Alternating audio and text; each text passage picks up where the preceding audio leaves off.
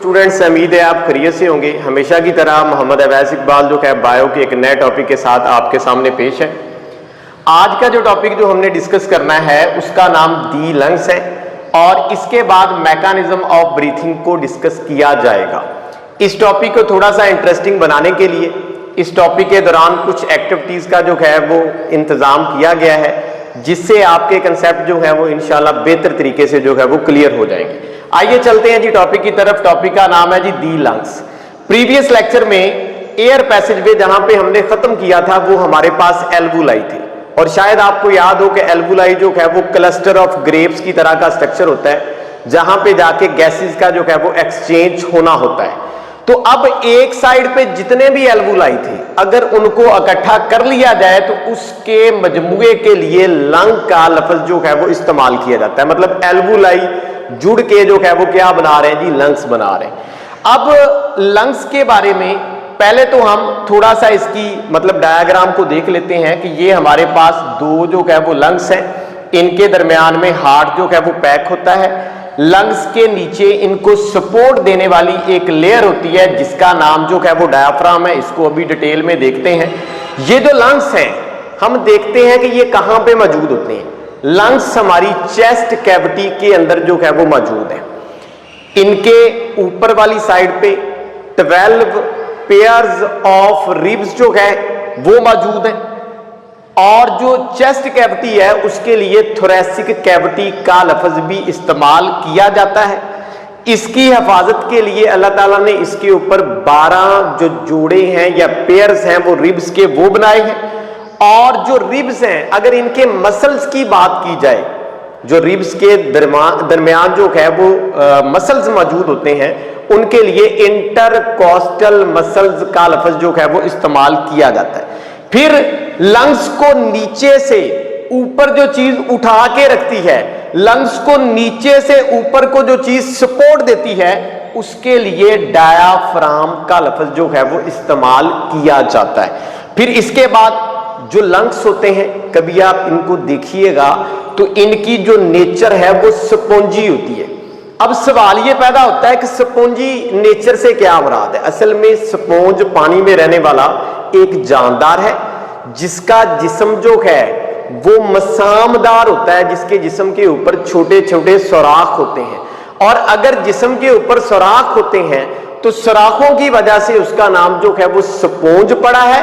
और स्पॉन्ज जानदार क्योंकि अपने ऊपर सराख रखता है इसलिए हर वो चीज जिसके अंदर सराख होते हैं हम उनको तशबीह दे देते हैं स्पॉन्ज के साथ, मतलब स्पॉन्जी नेचर के साथ। जैसे नेक्स्ट ईयर जो है आप बोन का स्ट्रक्चर पढ़ेंगे तो जो बोन के ऊपर भी 2 लेयर्स होती हैं, बाहर वाली कंपैक्ट होती है, अंदर वाली स्पॉन्जी होती है। स्पॉन्जी क्यों होती है? क्योंकि उसके अंदर सराख होते हैं। उम्मीद है आपको समझ आ गई होगी कि जो लंग्स होते हैं उनके अंदर सराख होते हैं, उनके अंदर ओपनिंग होती है और सराख रखने वाली ओपनिंग रखने वाली जो सरफेस है उसके लिए स्पॉन्जी सरफेस का लफ्ज जो है वो इस्तेमाल किया जाता है। तो लंग्स हमारे जो है ये स्पॉन्जी इन नेचर है। फिर इसके बाद अगर देखा जाए तो लंग्स के अंदर पल्मोनरी आर्टरीज भी जाती हैं, पल्मोनरी वेन्स भी जाती हैं। तो I think so previous lecture में बड़ी डिटेल से पढ़ लिया था कि पल्मोनरी आर्टरीज और पल्मोनरी वेन कौन सी होती हैं। हमारे जिस्म में जितनी भी आर्टरीज होती हैं सबके अंदर ऑक्सीजनेटेड ब्लड होता है सवाए पल्मोनरी जो है वो आर्टरी है। जितनी भी वेन्स होती हैं सबके अंदर डीऑक्सीजनेटेड ब्लड होता है सवाए पल्मोनरी वेन के। तो ये पल्मोनरी सर्कुलेशन जो है उसके जिम्मे में आते हैं। उसके बाद हमारे पास लंग्स की हिफाजत करने के लिए इसके ऊपर मेम्ब्रेन्स होती हैं, जैसे ये वाली मेम्ब्रेन और अंदर वाली मेम्ब्रेन। तो ये इन मेम्ब्रेन्स के लिए प्लूरल मेम्ब्रेन का लफ्ज जो है वो इस्तेमाल किया जाता है। अब जारी सी बात है जो मेम्ब्रेन बाहर वाली साइड पे होगी उसका नाम आउटर प्लूरल मेम्ब्रेन बन जाएगा। ये हमारे पास जो है वो कौन सा आ जाएगा? आउटर। और जो अंदर वाली साइड पे है ये हमारे पास जो है वो क्या आ जाएगा? इनर। और इनको आपस में रगड़ से बचाने के लिए इनके दरमियान में यहां पे एक अल्लाह ताला ने जो है वो फ्लूइड बनाया, ठीक है, ताकि ये लुब्रिकेशन इनकी जो है वो करवाई जा सके, ये आपस में रगड़ जो है वो ना करें। इसके बाद अगर देखा जाए तो लंग्स लेफ्ट साइड पे होते हैं, राइट साइड पे होते हैं। एक राइट साइड वाला लंग है, एक जो है वो लेफ्ट साइड, उनके साइज में थोड़ा सा फर्क है। असल में जो लेफ्ट साइड पे लंग होता है उसके अंदर 2 लूब होते हैं, और जो राइट साइड पे होता है उसके अंदर लूब्स की तादाद कितनी होती है? 3, जिसकी वजह से उनका साइज जो है वो थोड़ा सा वेरी करता है। तो ये हमने जो है वो किसको डिस्कस किया? लंग्स को, कि ये थोरैसिक कैविटी के अंदर मौजूद होते हैं। इनके ऊपर इनकी हिफाजत के लिए पसलियों के जो है वो 12 पेयर्स मौजूद होते हैं। पसलियों के जो मसल्स होते हैं उनको इंटरकॉस्टल मसल कहते हैं। जो चीज लंग्स को ऊपर उठा के रखती है उसके लिए डायाफ्राम का लफ्ज इस्तेमाल किया जाता है। इनकी जो नेचर है वो कौन सी होती है? स्पॉन्जी होती है। इनके अंदर पल्मोनरी आर्टरी और वेन जो है वो इंटर होती हैं। इनकी हिफाजत के लिए इनके ऊपर जो मेम्ब्रेन्स होती हैं वो प्लूरल मेम्ब्रेन है। जो बाहर वाली साइड पे है वो आउटर मेम्ब्रेन है, जो अंदर वाली साइड पे है वो इनर मेम्ब्रेन है। और फिर हमने जो है इनके दरमियान फ्लूइड को का तज़किरा किया जो इनको लुब्रिकेट करता है। तो ये हमारे पास कौन सा टॉपिक था? लंग्स वाला। आइए अब चलते हैं नेक्स्ट टॉपिक की तरफ, वो हमारे पास मैकेनिज्म ऑफ ब्रीथिंग है। मतलब ये इस टॉपिक को स्टार्ट करने से पहले मैं ये बात आप लोगों के साथ शेयर करना चाहता हूं कि ये टॉपिक सिर्फ 10th क्लास के स्टूडेंट्स के लिए नहीं है। ये टॉपिक जो है वो फर्स्ट ईयर बायोलॉजी के स्टूडेंट के लिए नहीं है कि वो ही पढ़ेंगे कि बाहर से हवा किस तरह जिस्म के अंदर जाती है, अंदर से हवा किस तरह बाहर आती है। कोई भी साइंस का स्टूडेंट, कोई भी स्टूडेंट, उसकी इंफॉर्मेशन के लिए उसको पता होना चाहिए कि हमारे जिस्म में ब्रीथिंग प्रोसेस जो है वो कैसे हो सकता है। तो इंशाल्लाह ये जो लेक्चर है वो सारे स्टूडेंट्स के लिए जो है, चाहे वो किसी भी ग्रुप से ताल्लुक रखता हो, उनके लिए बड़ा इफेक्टिव होगा। तो आज हम पढ़ते हैं मैकेनिज्म ऑफ ब्रीथिंग के बारे में, कि ब्रीथिंग का मैकेनिज्म जो है वो क्या है। मतलब कि बाहर से हवा किस तरह से जिस्म के अंदर जा रही होती है और किस तरह से हवा अंदर से किधर आ रही होती है? बाहर आ रही होती है। इस पूरे प्रोसेस को पढ़ना जो है वो मैकेनिज्म ऑफ ब्रीथिंग कहलाता है। और मैकेनिज्म ऑफ ब्रीथिंग के 2 मेजर स्टेप्स हैं। अगर उनको इनलिस्ट किया जाए तो सबसे पहले हमारे पास इंस्पायरेशन है, ये पहला स्टेप है, और दूसरे का नाम जो है वो एक्सपायरेशन। अगर इनकी आसान सी डेफिनेशन कर ली जाए, बाहर से हवा का जिस्म के अंदर जाना इंस्पायरेशन कहलाता है, और अंदर से हवा का बाहर निकल जाना एक्सपायरेशन कहलाता है।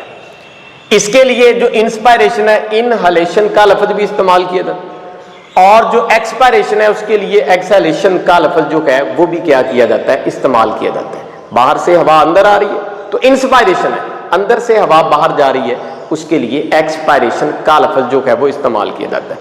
अब हम देखेंगे कि जो इंस्पायरेशन है उसके अंदर कौन कौन से प्रोसेस इन्वॉल्व होते हैं, कौन कौन से स्टेप जो हैं जब वो परफॉर्म हो जाएंगे तो इंस्पायरेशन होगी, और कौन कौन से स्टेप्स हैं जिनके परफॉर्म होने से एक्सपायरेशन होगी, कि किस तरह हवा जिस्म के अंदर जाएगी और किस तरह से हवा अंदर से किधर आएगी? बाहर आएगी।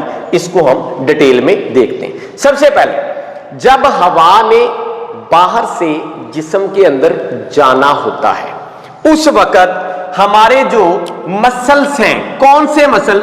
जो रिब्स के मसल्स हैं ये कंट्रैक्ट हो जाते हैं। मतलब रिब्स के पसलियों के जो मसल्स हैं वो कंट्रैक्ट हो जाते हैं।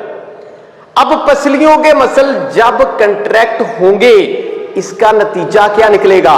हमारी ये वाली जो रिब्स हैं ये रेज्ड अप का मतलब क्या होता है? ये ऊपर उठाएंगी। मतलब कि पहला स्टेप क्या है कि जब रिब्स के मसल्स कंट्रैक्ट होंगे हमारी जो रिब्स हैं वो रेज्ड अप, पसलियां ऊपर उठ आएंगी। मतलब पसलियों के जो मसल्स हैं जब वो सिकुड़ेंगे तो पसलियां ऊपर उठाएंगी। ऊपर उठने से मुराद ये बाहर को निकल आएंगी। अच्छा, जब ये 2 काम हो गए तो उस वक्त जो डूम शेप्ड डायाफ्राम था वो लेस डूम लाइक हो जाएगा। अब इस बात को गौर से समझिएगा कि डूम लाइक से यहां पे क्या मुराद है। मैं आपको बताता हूं कि डूम लाइक का मतलब होता है गुंबद की तरह।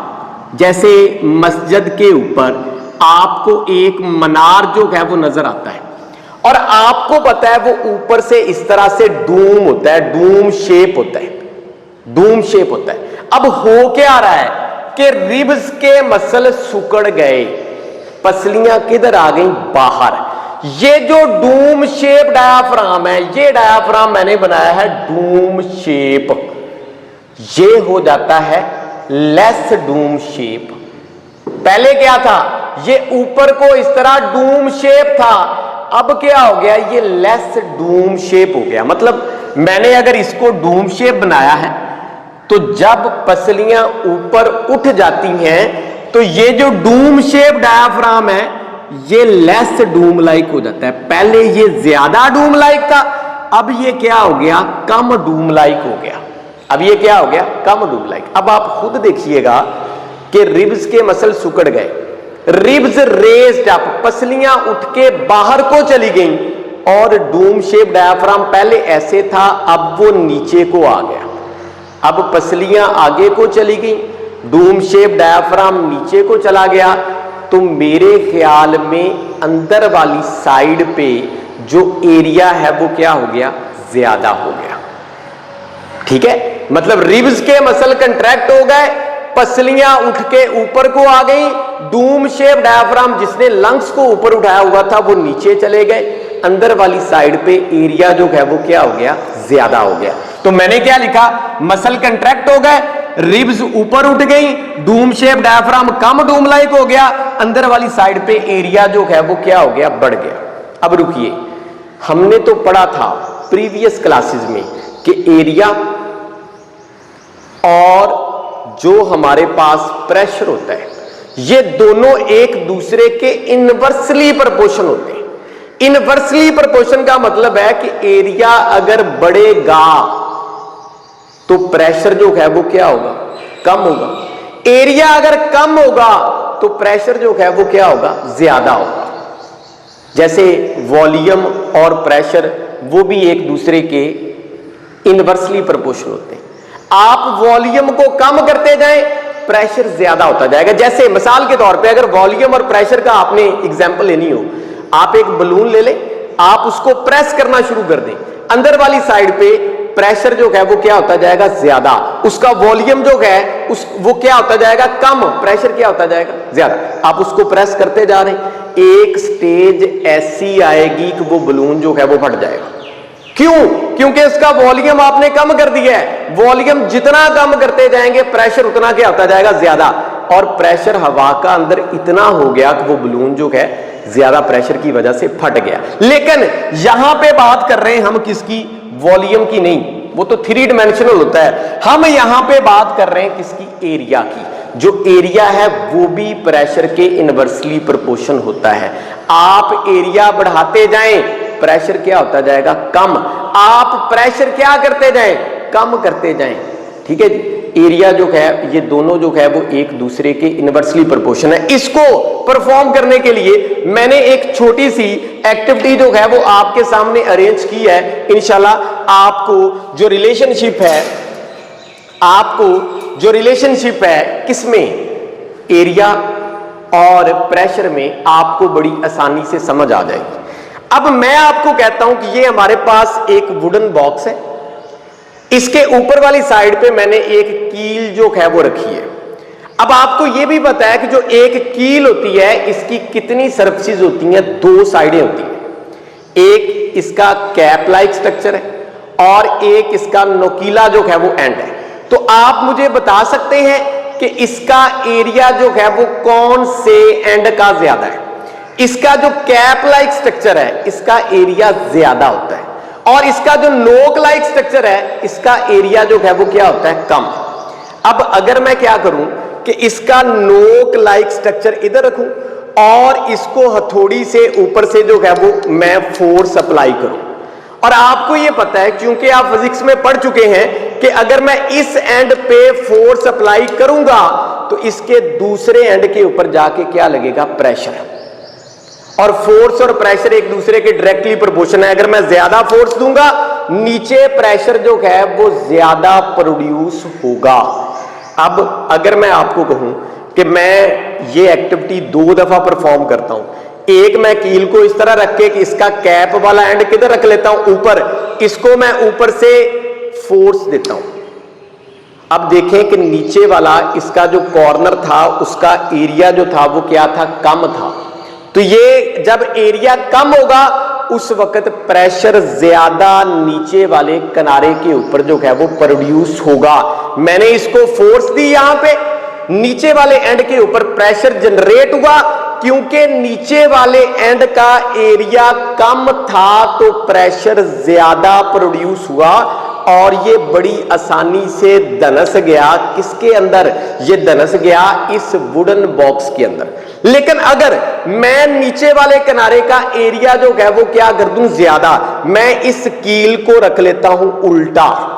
अगर मैं इस कील को उल्टा रख के उतनी ही फोर्स अप्लाई करूं जितनी मैंने इस कील पे फोर्स अप्लाई की थी, तो अब नीचे वाले किनारे पे प्रेशर जो है वो कम प्रोड्यूस होगा, क्योंकि नीचे वाले किनारे का एरिया जो है वो क्या है, ज्यादा। इसका मतलब ये हुआ कि एरिया अगर कम होगा तो प्रेशर ज्यादा जनरेट होगा और वो कील इस वुडन बॉक्स के अंदर जो है वो पेनिट्रेट कर जाएगा। अगर नीचे वाले एंड का जो एरिया है वो ज्यादा होगा तो नीचे वाले एंड पे प्रेशर कम जनरेट होगा और वो कील अंदर पेनिट्रेट नहीं करेगा। एक बात ज़हन पे रखिएगा, जितनी जोर से पहले मैंने इस पे हथौड़ी मारी है उतनी ही जोर से मैं इसके ऊपर हथौड़ी मारूंगा। मतलब फोर्स मैंने बराबर रखी है, फोर्स की वजह से प्रेशर जो है वो जनरेट हुआ है। अगर नीचे वाले एंड का एरिया कम होगा तो प्रेशर ज्यादा जनरेट होगा, वो अंदर धंस जाएगा। अगर नीचे वाले एंड का एरिया ज्यादा होगा तो प्रेशर कम जनरेट होगा और वो अंदर नहीं धंसेगा। तो इसका मतलब एरिया और प्रेशर जो है ये दोनों एक दूसरे के इनवर्सली प्रोपोर्शन है। आप एरिया को बढ़ाते जाएं, प्रेशर जो है वो बढ़ता जाएगा। आप एरिया को कम करते जाएं, प्रेशर जो है वो क्या होता जाएगा, कम। एरिया और प्रेशर दोनों एक दूसरे के इनवर्सली प्रोपोर्शनल है। तो अब बात कहां तक पहुंची कि रिब्स के मसल सिकुड़ गए, पसलियां ऊपर को उठाई, डूम शेप डायाफ्राम नीचे को चला गया, अंदर वाली साइड पे एरिया ज्यादा बन गया। अंदर वाली साइड जो है वहां पे एरिया ज्यादा हो गया। एरिया इनवर्सली प्रोपोर्शन किसके था, प्रेशर के। अब इसका मतलब अंदर अगर एरिया बढ़ गया तो अंदर वाली साइड पे प्रेशर तो कम हो गया, और अगर अंदर वाली साइड पे प्रेशर कम हो जाता है इसका मतलब यह है कि अब बाहर हवा का प्रेशर क्या है, ज्यादा, और जिस्म के अंदर हवा का प्रेशर क्या है, कम। तो हवा तो ज्यादा प्रेशर से किधर जाएगी, कम की तरफ जाएगी। अब हवा बाहर से अंदर आना शुरू हो जाती है। इस प्रोसेस के लिए लफ्ज इस्तेमाल किया जाता है इंस्पायरेशन। और इसमें कितने काम हुए, रिब्स के मसल सिकुड़ गए, रिब्स ऊपर उठाई, Doom shape diaphragm less Doom like हो गया, पहले वो इस तरह था अब वो नीचे को चला गया। अब अंदर वाली साइड पे एरिया ज्यादा प्रोड्यूस हुआ। एरिया के अगर बढ़ जाता है तो वो इनवर्सली प्रोपोर्शनल होता है प्रेशर के। तो अंदर वाली साइड पे एरिया के बढ़ने की वजह से प्रेशर जो है वो कम हो गया। अब बाहर हवा का प्रेशर क्या है, ज्यादा, अंदर हवा का प्रेशर क्या है, कम। तो बाहर से हवा जो है वो किधर जाएगी, अंदर जाएगी। इस प्रोसेस के लिए हम लफ्ज इस्तेमाल करते हैं इंस्पायरेशन। इंटरेस्टिंग बात यह है कि मैंने 5 या 6 प्रोसेसेस का यहां पे, स्टेप्स का यहां पे जिक्र किया। आप उन सब को उल्ट करके लिख दें तो वो प्रोसेस जो है वो किसका बन जाता है, एक्सपायरेशन का। मतलब कि अगर बाहर से हवा का अंदर आना इंस्पायरेशन कहलाता है तो अंदर से हवा का बाहर जाना क्या कहलाता है, एक्सपायरेशन। अब जो ही एक्सपायरेशन का प्रोसेस स्टार्ट होता है रिब्स के मसल जो हैं वो रिलैक्स हो जाते हैं। जब रिब्स के मसल कंट्रैक्ट हुए थे तो पसलियां ऊपर उठी थी। अब रिब्स के मसल रिलैक्स हुए, पसलियां नीचे बैठ जाएंगी। और जो डूम शेप डायाफ्राम है जो लेस डूम लाइक हुआ था अब वो मोर डूम लाइक, वो ऊपर को चढ़ जाएगा। मतलब ये मैंने लेस डूम लाइक बनाया, ये मोर डूम लाइक, ये दोबारा किधर चढ़ जाएगा, ऊपर को चढ़ जाएगा। अब आप खुद देखें रिब्स के मसल रिलैक्स हो गए, जो पसलियां हैं, ठीक है। मैं आपको कहता हूं कि मसल जो रिब्स के मसल अगर कंट्रैक्ट होते हैं तो पसलियां किधर उठाती हैं? ऊपर। अब रिब्स के मसल क्या हो गए? रिलैक्स, तो पसलियां किधर बैठ गई? नीचे। डूम शेप डायाफ्राम किधर आ गया? ऊपर। तो अंदर वाली साइड पे एरिया क्या हो गया? कम। तो बात वही है कि एरिया इनवर्सली प्रोपोर्शन किसके था? प्रेशर के। अगर अंदर वाली साइड पे एरिया कम हो गया है तो अंदर वाली साइड पे प्रेशर जो है वो क्या हो गया? ज्यादा। अब बाहर हवा का प्रेशर क्या है? कम। अंदर वाली साइड पे प्रेशर क्या है? ज्यादा। तो फिर बाहर से जो मतलब अगर बाहर हवा का प्रेशर कम है, अंदर जो है वो हवा का प्रेशर ज्यादा है, तो फिर अंदर से हवा जो है वो किधर आना शुरू हो जाएगी? बाहर। इस प्रोसेस के लिए हम लफ्ज इस्तेमाल करते हैं किसका? एक्सपायरेशन का। हम पहले किसके बारे में पढ़ा? इंस्पायरेशन। अब किसको डिस्कस कर लिया? एक्सपायरेशन। तो अब मैंने आपको पहले भी कहा था कि मैं कुछ क्वेश्चंस आपके लिए भी जो है इस टॉपिक में छोड़ूंगा, तो आप मुझे बताइएगा कि मैंने ऊपर वाली साइड पे एक चार्ट लगाया है, एक नीचे वाली साइड पे लगाया है, तो क्या आप मुझे बता सकते हैं कि कौन से चार्ट में इंस्पायरेशन हो रही है और कौन से में एक्सपायरेशन हो रही? तो आई थिंक सो इसमें चूंकि रिब्स किधर है? नीचे हैं। ये हमारे पास क्या है? रिब्स हैं। ये किधर है? नीचे हैं। ये जिस हड्डी के साथ जुड़े होते हैं इसका नाम होता है स्टर्नम। चूंकि इसके रिब्स नीचे हैं, इसका मतलब यहां पे कौन सा प्रोसेस हो रहा है? एक्सपायरेशन का। अंदर से हवा किधर आ रही है? बाहर आ रही है। और अगर इसको देखूं तो इसमें जो है वो रिब्स रेज्ड अप हैं, पसलियां ऊपर उठी हुई हैं। और अगर पसलियां ऊपर उठी हैं तो इसका मतलब अंदर वाली साइड पे एरिया जो है वो ज्यादा है। और अगर एरिया ज्यादा है तो इसका मतलब अंदर वाली साइड पे प्रेशर तो कम हुआ, फिर बाहर से हवा किधर जाएगी? अंदर जाएगी। इस अमल के लिए हम किसका लफ्ज इस्तेमाल करते हैं? इंस्पायरेशन। इसमें क्या हो रही है? एक्सपायरेशन। और इसमें क्या हो रही है? इंस्पायरेशन। अब मैं थोड़ी सी आपकी इंफॉर्मेशन के लिए मजीद कुछ इसमें ऐड कर दूं। हमारे 12 पेयर जो है वो रिब्स के होते हैं। अगर इनको देखा जाए तो ये पसलियां सीने की जिस हड्डी के साथ जुड़ी होती हैं, जैसे ये वाली हड्डी है, इसके लिए स्टर्नम का लफ्ज जो है वो इस्तेमाल किया जाता है। और एंड वाली जो हमारे पास दो पसलियां होती हैं वो स्टर्नम के साथ जो है वो अटैच नहीं होती, वो हमारे पास जो है वो फ्री फ्लोटिंग होती हैं। फ्री फ्लोटिंग का मतलब क्या होता है कि वो हमारे सीने के अंदर वैसे ही फ्लॉट कर रही होती है, वो वैसे ही फ्लॉट कर रही होती है, इधर भी और यहां पे भी। तो जब इंस्पायरेशन का प्रोसेस होता है तो उस वक्त एक तो मतलब देखा जाए इंस्पायरेशन का प्रोसेस होता है उस वक्त तो पसलियां किधर होती हैं? ऊपर। जब एक्सपायरेशन का प्रोसेस होता है, एक्सपायरेशन का मतलब क्या है कि अंदर से हवा जो है वो किधर निकलनी है? बाहर निकलनी है। उस वक्त मैंने बताया था कि अंदर वाली साइड पे एरिया जो है वो क्या होता है? कम। एरिया कम कैसे होता है? एक तो ये पसलियां नीचे बैठ जाती हैं, दूसरा यहां पे जो डूम शेप डायाफ्राम होता है, यहां पे जो डूम शेप क्या होता है? डायाफ्राम, ये किधर को उठाता है? ये ऊपर को उठाता है। मतलब ये ज्यादा डूम लाइक हो जाता है, ये ज्यादा जो है वो क्या हो जाता है? डूम लाइक। जब ये ज्यादा डूम लाइक हो जाएगा तो इसका मतलब अंदर वाली साइड पे एरिया जो है वो क्या होगा? कम। और प्रेशर क्या होगा? ज्यादा। जब अंदर वाली साइड पे एरिया कम हो जाएगा और प्रेशर ज्यादा हो जाएगा तो अंदर से हवा किधर निकलेगी? बाहर निकलेगी। तो आइए पूरा जो टॉपिक हमने पढ़ा इसको थोड़ा सा रिकॉल कर लेते हैं। पहले हमने लंग्स को देखा था, इसमें हमने देखा कि ये थोरेसिक कैविटी के अंदर मौजूद है। इसके ऊपर इसकी हिफाजत के लिए 12 पेयर जो है वो किसके? रिब्स के मौजूद होते हैं। रिब्स के जो मसल्स हैं उनको इंटरकॉस्टल मसल्स कहते हैं। इनको सपोर्ट देने के लिए नीचे डायाफ्राम मौजूद है। इनकी जो नेचर है वो स्पॉन्जी है, इसमें सराख होते हैं। इनके ऊपर इनकी हिफाजत के लिए 2 मेम्ब्रेन्स होती हैं, बाहर वाली आउटर मेम्ब्रेन है, अंदर वाली इनर मेम्ब्रेन है। इनको लुब्रिकेट करने के लिए इनके दरमियान फ्लूइड भी मौजूद होता है।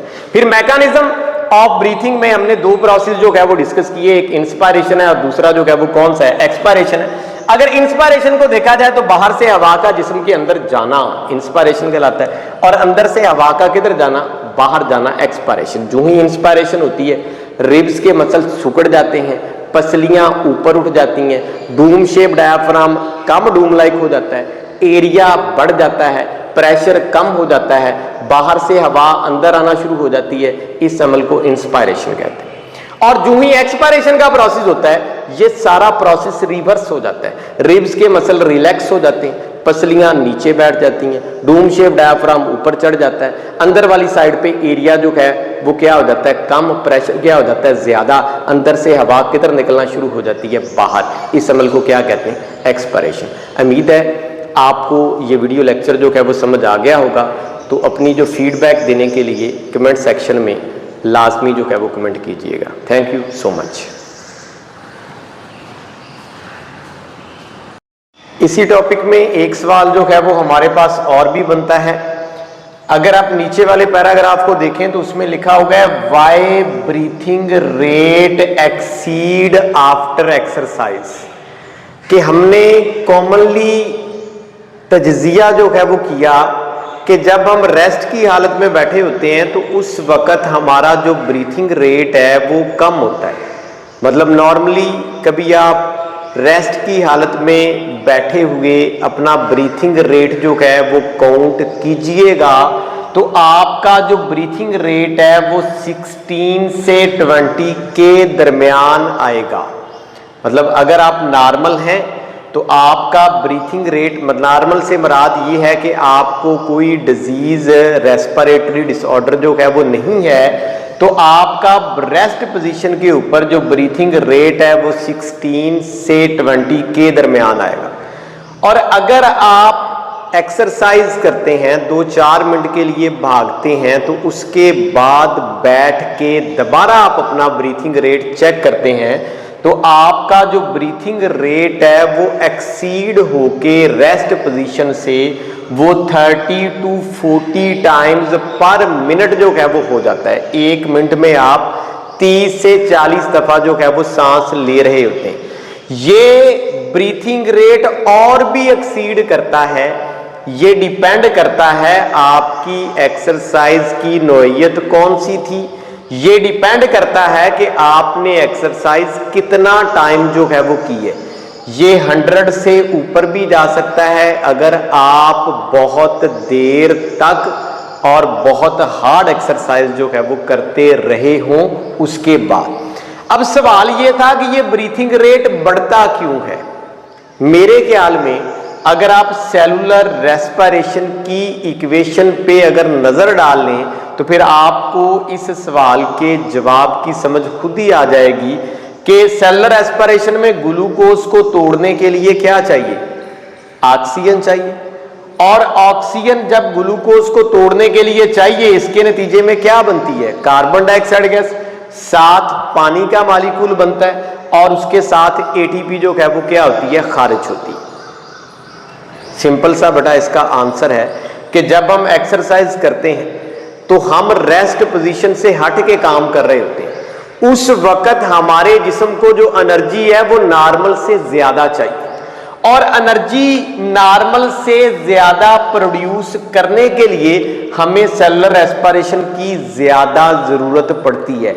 और सेलुलर रेस्पिरेशन को नॉर्मल से ज्यादा करवाने के लिए सेलुलर रेस्पिरेशन को ऑक्सीजन गैस की जरूरत पड़ती है। एक रीजन तो हमारी समझ में आ गई कि जब सेलुलर रेस्पिरेशन का प्रोसेस तेजी से किया जाएगा एनर्जी की रिक्वायरमेंट को पूरा करने के लिए तो ऑक्सीजन की ज्यादा जरूरत पड़ेगी, इसलिए सांस लेने की रफ्तार को बढ़ाया जाएगा ताकि जितनी जल्दी से सांस लेंगे उतनी ज्यादा ऑक्सीजन अंदर आए, ग्लूकोज को तोड़े और हमें क्या दे, एटीपी दे। लेकिन सेलुलर रेस्पिरेशन में ग्लूकोज को ऑक्सीजन तोड़ तो देती है, एटीपी भी हमें दे देती है, लेकिन एटीपी के साथ साथ ये हमें कार्बन डाइऑक्साइड गैस भी देती है। और जब कार्बन डाइऑक्साइड गैस ब्लड में शामिल हो जाती है तो ब्लड में कार्बन डाइऑक्साइड गैस की कंसंट्रेशन बढ़ना शुरू हो जाती है, तो कार्बन डाइऑक्साइड गैस की ज्यादा मकदार से हमारा जो ब्रेन है वो सेंसिटिव है। जो ही ब्लड में कार्बन डाइऑक्साइड गैस की मकदार जो है वो बढ़ेगी, ब्रेन जो है वो हमारे डायाफ्राम को और रिब्स के मसल्स को हुक्म देगा कि ब्रीथिंग रेट को एक्सीड किया जाए ताकि जितनी तेजी से हम सांस लेंगे उतनी तेजी से ऑक्सीजन की रिक्वायरमेंट पूरी होगी और उतनी तेजी से कार्बन डाइऑक्साइड गैस को किधर निकाला जाएगा, बाहर। इसका मतलब दो वजूहात हैं जिनकी वजह से ब्रीथिंग रेट जो है वो एक्सरसाइज के दौरान तेज होता है। एक ऑक्सीजन की रिक्वायरमेंट को पूरा करने के लिए, दूसरा get rid carbon dioxide gas से छुटकारा हासिल करने के लिए। इसलिए हमारा ब्रीथिंग रेट जो है वो तेज हो जाता है एक्सरसाइज के बाद। अब जरा आप कंपैरिजन कीजिएगा कि जो एयर बाहर से हम जिस्म में लेकर जाते हैं उसके लिए हमने लफ्ज इस्तेमाल किया था इंस्पायर्ड एयर, बाहर से अंदर आने वाली, और जो अंदर से बाहर जाती है उसके लिए लफ्ज इस्तेमाल होता है एक्सपायर्ड एयर, अंदर से बाहर। हमने वो दोनों तरह की जो गैसेस हैं, जो एयर है जो बाहर से अंदर जा रही है या अंदर से बाहर जा रही है, हमने उसकी कंपोजिशन को देखा तो हमें पता चला कि जो एयर बाहर से जिस्म में जा रही है उसमें ऑक्सीजन की मकदार 21% है, और जो हवा अंदर से बाहर आ रही है हमने उसमें ऑक्सीजन कंटेंट को चेक किया तो वो 16% निकली। इसका मतलब गैप कितना है? 5% का, कि जो हवा अंदर जाती है उसमें 5% ऑक्सीजन ज्यादा थी बाहर आने वाली से। तो वो 5% किधर गई? वो 5% जिस्म में जाके यूटिलाइज हो गई। जैसे हमने मिसाल ली कि ग्लूकोज को तोड़ने के लिए किसकी जरूरत होती है? ऑक्सीजन की। तो वो किधर यूटिलाइज हो गई? जिस्म में। फिर हमने देखा कार्बन डाइऑक्साइड गैस को, जो हवा बाहर से अंदर आ रही थी उसमें कार्बन डाइऑक्साइड गैस ना होने के बराबर थी, 0.04%, लेकिन जो हवा अंदर से बाहर जा रही थी उसमें ये 4% थी। इसका मतलब ये भी इस बात से साबित होता है कि वाकया ही जिस्म के अंदर क्या बनती है? Carbon dioxide gas. वाकया ही ग्लूकोज को क्या किया जाता है? तोड़ा जाता है। इसलिए जो हवा अंदर से बाहर निकलती है वो कार्बन डाइऑक्साइड गैस की वाफर मकदार को किधर लेकर जाती है? बाहर। फिर अगर नाइट्रोजन को देखा जाए तो नाइट्रोजन 79% अंदर जाने वाली हवा में है और बाहर निकलने वाली हवा में भी 97, मतलब ये डायरेक्ट हमारे जिस्म में यूटिलाइज नहीं हो रही। वैसे तो नाइट्रोजन के बेशुमार रोल है हमारे जिस्म में, लेकिन ये डायरेक्ट गैस के तौर पे हमारे जिस्म में इस्तेमाल नहीं हो रही। फिर अगर वेपर्स देखे जाएं तो ये डिपेंड करता है कि हम कहां पे बैठ के सांस ले रहे हैं, मतलब कौन से एनवायरनमेंट में हम बैठे हैं। अगर एनवायरनमेंट में वेपर ज्यादा हैं तो हमारे जिस्म में ज्यादा जा रहे होंगे, अगर एनवायरनमेंट में वेपर कम है तो वो कम जा रहे होंगे। मतलब ये वेरिएबल होते हैं। ये क्या होते हैं? वेरिएबल। और जो हवा बाहर निकलती है उसमें सैचुरेटेड होते हैं, ठीक है। अच्छा, उसके बाद अगर डस्ट पार्टिकल देखे जाएं, ये भी डिपेंड करता है हमारे एनवायरनमेंट के ऊपर। फर्ज करें कि हम एक मतलब बहुत साफ सुथरे रूम के अंदर बैठे हैं जिसमें डस्ट का एक पार्टिकल भी हमें नजर नहीं आ रहा, तो उसमें जो हवा हम अंदर लेकर जा रहे हैं डेफिनेटली उसमें डस्ट पार्टिकल 0 होंगे या कम होंगे। और अगर हम रोड के किनारे के ऊपर खड़े हैं, ट्रैफिक जो है वो चल रही है, मट्टी जो है, धूल जो है वो उड़ रही है, तो डेफिनेटली जो डस्ट पार्टिकल है वो हमारे जिस्म के अंदर ज्यादा जा रहे होंगे, ठीक है। तो इसका मतलब बाहर से जो हवा अंदर जाती है उसके अंदर डस्ट पार्टिकल वेरिएबल हो सकते हैं, लेकिन जो हवा अंदर से बाहर आ रही हो उसमें जो डस्ट पार्टिकल होते हैं ऑलमोस्ट नन होते हैं, मतलब अंदर से जो हवा बाहर आती है उसमें डस्ट पार्टिकल मौजूद नहीं होते। फिर इसी तरह टेम्परेचर है, वो डिपेंड करता है कि हम कौन से एनवायरनमेंट में सांस ले रहे हैं, तो वेरिएबल करता है। और जो हवा हम अंदर से बाहर निकालते हैं उस हवा का टेम्परेचर बॉडी टेम्परेचर के बराबर होता है। और अक्सर आपने नोट किया होगा कि जब हम हवा बाहर निकालते हैं तो वो गर्म होती, क्यों? क्योंकि हमारे जिस्म का अंदरूनी टेम्परेचर 37 डिग्री सेल्सियस है, जो कि अमूमन हमारे एनवायरनमेंट की निस्बत क्या होता है? ज्यादा होता है। तो उम्मीद है आपको ये लेक्चर जो है वो समझ आ गई होगी। तो आप बेटा अगर इस वीडियो से आपने इस्तिफादा हासिल किया है तो आप कोशिश करें कि आपके जो बाकी फेलोज हैं या दोस्त हैं वो भी इस वीडियो से फ़ायदा हासिल करें।